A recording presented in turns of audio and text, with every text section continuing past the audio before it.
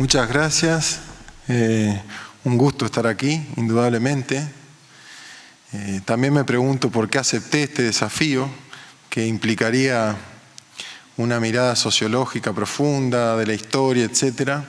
Y uno viene del campo de la salud y un campo todavía más recortado, que es el de la medicina, en el cual se tiene que ir reconstruyendo, deconstruyendo y reconstruyendo. Así que gran parte de mis saberes se deben a gente que está por aquí atrás también Benedito, por ponernos a pensar. Así que mi lógica, que siempre ha sido de trabajar en grupo, en ronda, en talleres, la exposición de estas características tiene algunas ventajas, pero no es lo mismo que la producción de conocimiento colectivo cuando uno está compartiendo. De todas maneras, preparé una presentación para dejar algunas reflexiones y para que podamos profundizar en un campo extremadamente complejo en su abordaje, porque implica campos conceptuales, implica poder descodificar los fundamentalismos, los dogmatismos, las doctrinas, los integrismos, tantas palabras que se entrecruzan y que tenemos que poder de alguna manera comprender y que no sean más que una declaración, un panfleto. En definitiva, una de las primeras imágenes a la que me condujo la lectura sobre los dogmas es el Concilio de Trento, ¿no? Allá en 1525 a 1560 y algo por ahí. Fueron muchos años, transcurrieron 3 papas, esta necesidad de conciliar lo que vendría a ser el protestantismo con el catolicismo y todo lo que allí estaba en juego, ¿sí? Ya ahí podemos ver que hay una dimensión económica, geopolítica, el miedo a Turquía, el poder, cómo circula el poder entre las iglesias, sus divisiones, qué hacer con los herejes franceses. Hay mucho material que podríamos trazar algunos paralelismos y no dejarlo meramente en una cuestión de determinadas instituciones religiosas y su interna. Podríamos también referirnos al Papa Pío X y su manifiesto antimodernista. Creo que esto es una cuestión muy interesante para poder profundizar cuál fue la lógica tanto de la elección de este Papa y no de otros que fueron candidatos demonizados, y lo que es un manifiesto claramente muy conservador, muy reaccionario, y que llama justamente a un nuevo orden dentro de la Iglesia y a terminar con los desertores, con los disidentes, con los cuestionadores, con los liberales, yo diría que con los futuros teólogos de la liberación también. Quizá por otro lado también podríamos recorrer los 90 capítulos de una colección que allá entre 1910 y 1915 se editó en Estados Unidos y que tenía que ver con la reacción de sectores evangélicos con relación a lo que estaba pasando, con posturas dentro de sus propias congregaciones que empezaban a ver con simpatía ideas de mayor apertura o de reinterpretación de los textos bíblicos. Y bueno, parece que hubo un hombre con mucho dinero que pagó la edición y que esto que pasó a llamarse el testimonio de la verdad y la propia elección del nombre que surge después a partir de una editorial de la prensa de 1919, por allí, no tengo la fecha precisa, en la cual se empiezan a denominar fundamentalistas, ¿sí? Para poder diferenciarse de otros sectores religiosos y políticos. De alguna manera, estos también son textos que tienen vigencia, y la prueba viva de ello es que en el 2003 se volvieron a editar. Ahí hay una foto digamos, de las primeras publicaciones, y después hay una imagen de lo que es ahora todo, de alguna manera, recolectado y presentado nuevamente. No es menor que se reedite en el año 2003. Piensen en ese año y piensen en la realidad del país en el cual se origina. Años después de esto, surgen agrupaciones extremadamente conservadoras. Estábamos recién comentando lo que fue aquel caso, el caso Scopes, que yo creo que fue en Tennessee, en el cual un profesor planteaba las teorías de Darwin, las teorías evolucionistas, y estaba prohibido por el propio Estado negar la creación divina. Bueno, se arma un juicio, 3 estudiantes generan testimonios contra este profesor y finalmente la justicia lo condena de una manera simbólica, pero que en ese momento, en 1925, llamó muchísimo la atención ese debate sobre lo que vendría a ser el creacionismo, el evolucionismo y lo que había que enseñar o adoctrinar en las escuelas. Unos años después tenemos a un personaje, yo creo que fue diputado, que era del Partido Republicano Católico. Había un interés creciente de la propia Iglesia en Estados Unidos con lo que estaba sucediendo en Hollywood, ¿no?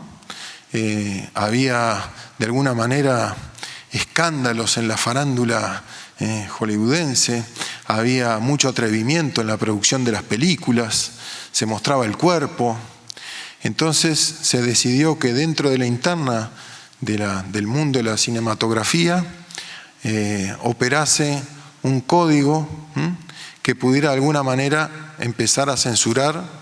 Bueno, por algo se habla, y ustedes lo pueden buscar en internet, busquen las fotos pre-code, que tienen un grado de erotismo mucho más interesante que lo que viene en esa etapa, que va como de los años 32 como hasta el 67, por ahí. Y este hombre fue de alguna manera el que condujo esa cruzada que junto con tantas otras que había un poco después de la persecución de los artistas, etc. Y ahí nada más que algunas frases que hacen a estos dogmas y a estos fundamentalismos que empiezan a aplicarse en el cine norteamericano y que todos sabemos que tiene una repercusión mundial. Por ejemplo, se planteaba directamente que no debe presentar la institución del matrimonio como antipática. Numerosas escenas no pueden ser presentadas sin despertar emociones peligrosas en los jóvenes, los retardados y los criminales. Eso se lo dedico a Claudio Duarte, que hablaba de los jóvenes hoy, su menosprecio adultocéntrico. Bueno, incluso era tal el grado de censura que el propio amor puro era fruto de sospecha. Pero simplemente, si pueden recorrer alguna de estas prohibiciones, van a ver que el desnudo no podía aparecer en ningún caso, y hasta hoy las películas de este origen son bastante poco eróticas, y hay unas críticas recientes al respecto. Pero miren, los órganos genitales de la mujer no deben delatarse bajo un tul, ni en sombras, ni como un surco. Toda alusión al sistema capilar, incluidas las axilas, está prohibida. Las escenas de quitarse la ropa deben evitarse si no son indispensables para la trama. ¿Sí? En lo sucesivo queda prohibido mostrar a las mujeres quitándose las medias. Miren el nivel. Cuando después hablamos de otros fundamentalismos, esto estuvo unas cuantas décadas vigente y fue sustituido por otros códigos más flexibles, ¿no es verdad? Pero que operan en esas generaciones y que operan en la crianza de gente que aún vive. Una de las fotos que es fruto de la prohibición. Pero todo esto podríamos tomar otras culturas en las cuales uno es un profundo ignorante y plantear cómo han surgido o cómo nosotros planteamos que son sociedades fundamentalistas o cómo los dogmatismos son tan fuertes, las doctrinas que las rigen. Pero encontré un documento en esta búsqueda, en este último mes, que yo creo que resume de alguna manera lo que es el título de la ponencia que traemos, que tiene que ver con la confluencia de los dogmatismos económicos, religiosos y políticos.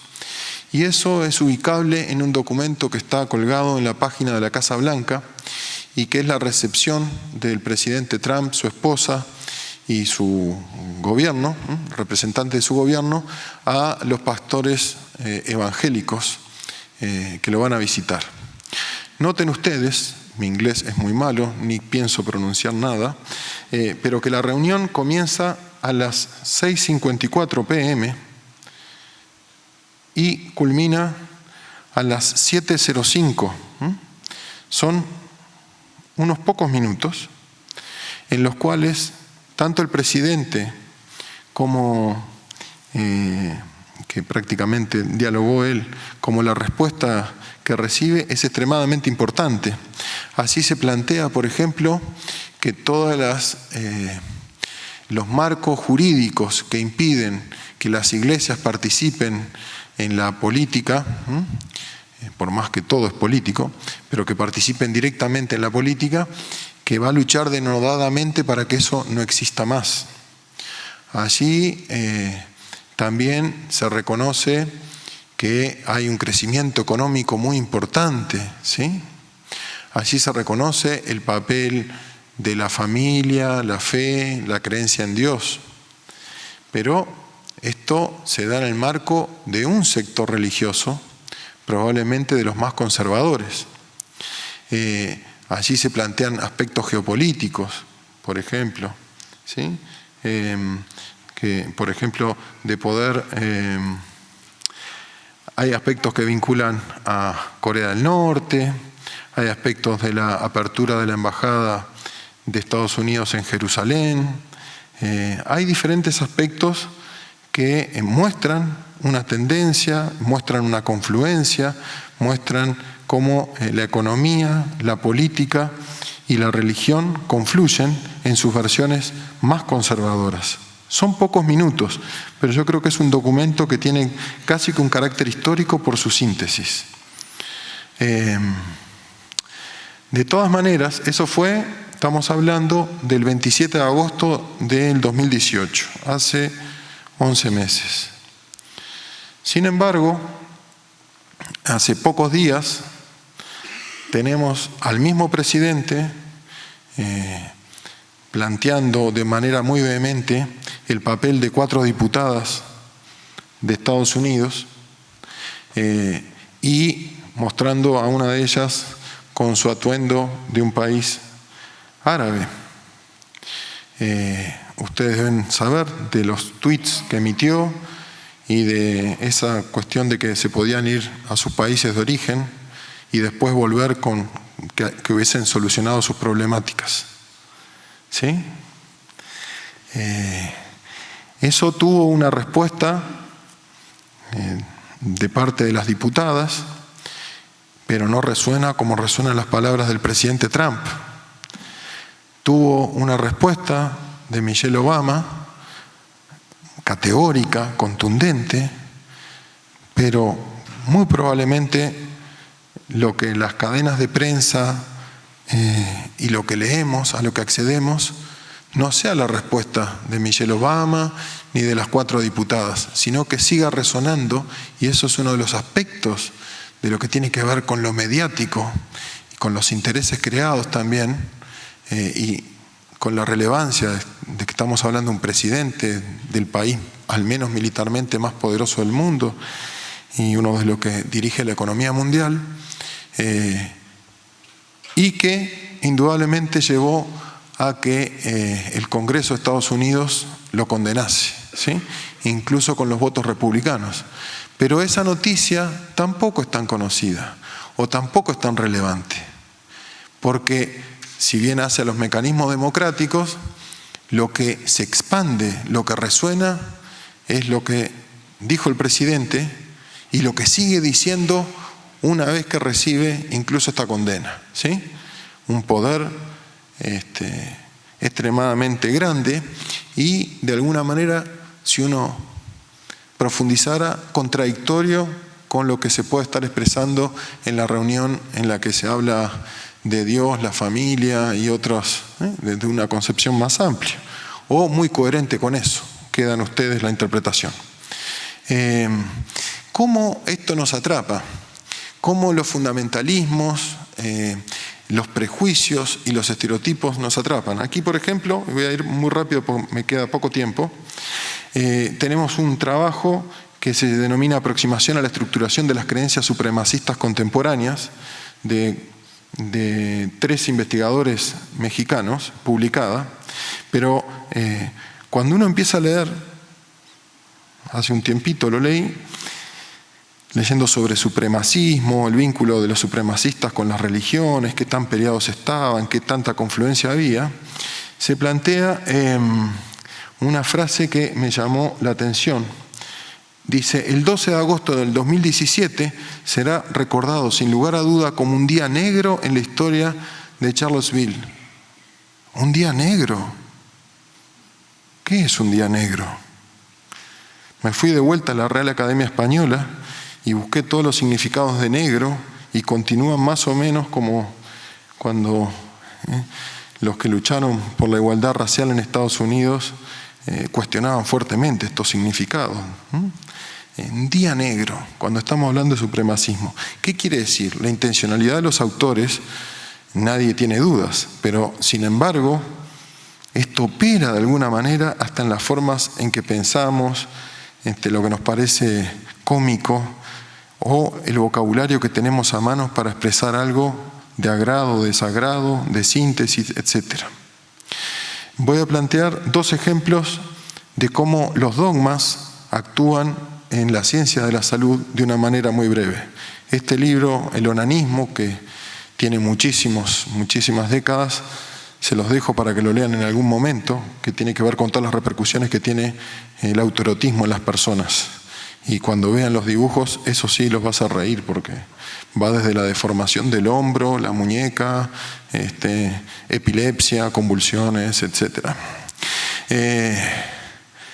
Bien, para aproximarnos a la actualidad, tenemos el manual de diagnóstico clínico, el DSM-5, ¿sí? Una especie de Biblia de los psiquiatras, o por lo menos de la Sociedad Norteamericana de Psiquiatría, que tiene tanta influencia en América Latina, donde está la definición de eyaculación prematura y sus criterios diagnósticos. Y si vemos, se plantea que refiere a un patrón persistente o recurrente en el que la eyaculación producida durante la actividad sexual en pareja sucede aproximadamente en el minuto siguiente a la penetración vaginal y antes que lo desee el individuo. Ah, penetración vaginal, pensé. Pero ¿y todo lo demás? ¿Y todos los otros, las personas que no tienen vagina, etcétera? Entonces vi abajo que había una nota aclaratoria que planteaba que aunque el diagnóstico de eyaculación prematura precoz se puede aplicar a individuos que practican actividades sexuales no vaginales, no se han establecido criterios específicos de duración de dichas actividades. O sea, la creación de la normalidad y lo otro. Y lo otro no son grupos humanos, son individuos. O sea, no tiene un criterio epidemiológico y no tiene un criterio que podríamos decir de lo que aportó la sexología o los estudios de la diversidad sexual. Está pensado desde los tiempos masculinos y está pensado en relación, la mujer no existe, es la vagina. Y lo otro, le quité el nombre a la autora, aunque el documento es público, tiene que ver con un proyecto de ley en el que trabajé durante un tiempo, en que es la Ley de Identidad de Género en Chile, y de una universidad muy conservadora.